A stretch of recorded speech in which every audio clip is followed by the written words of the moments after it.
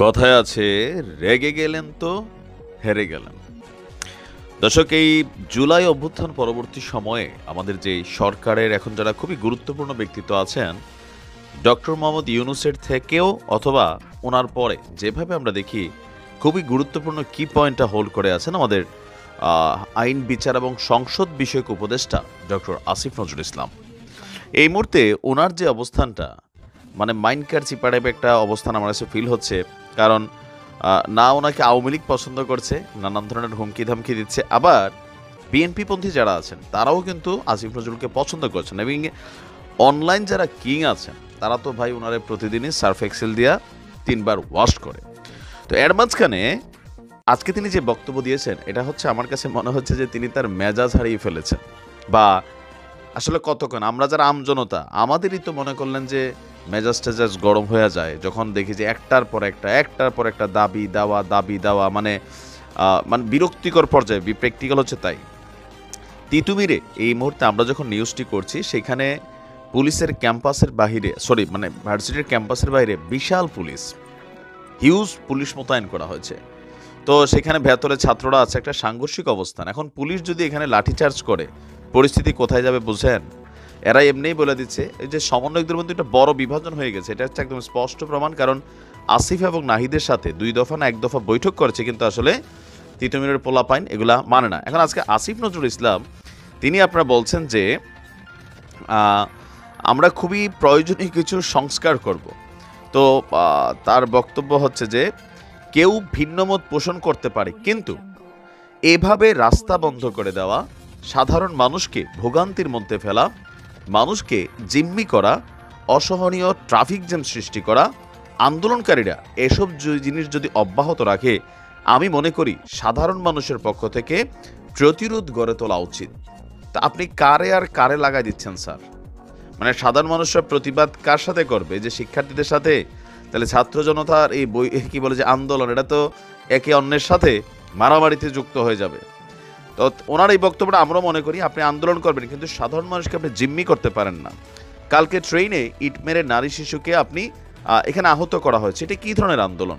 এরকম আন্দোলনগুলা আসলে হইতো। তো আওয়ামী লীগ সরকার একটা সময় পর্যন্ত এসা টেকনিক্যালি একটা কাজ করছে, পুলিশে একটা লাইসেন্স দিয়ে দিছে যে আমি রাস্তাঘাট ক্লিয়ার চাই, এখানে কোনো আন্দোলন, কোনো অবস্থান আমি দেখতে চাই না। আপনি দেখেন আওয়ামী লীগের শাসনের শেষ অংশে তো এই কাজটা করতে গিয়ে পুলিশ অপ্রতিরোধ্য হয়েছিল।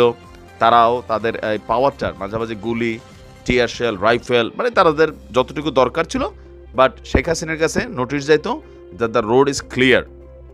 এটা কিন্তু লাস্টের কয়েকটা মাস বা বছর ধরে ছিল।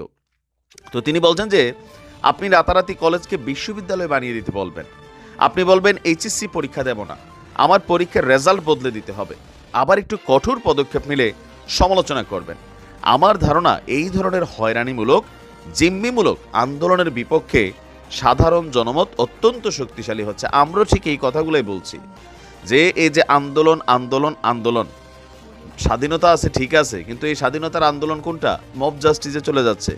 এই যে মানে এসএসসি এইচএসসি পরীক্ষার পোলাপাইনগুলো সচিবালয়ে ঢুকে গেল, ওইখান থেকে খেলানি খাইলো।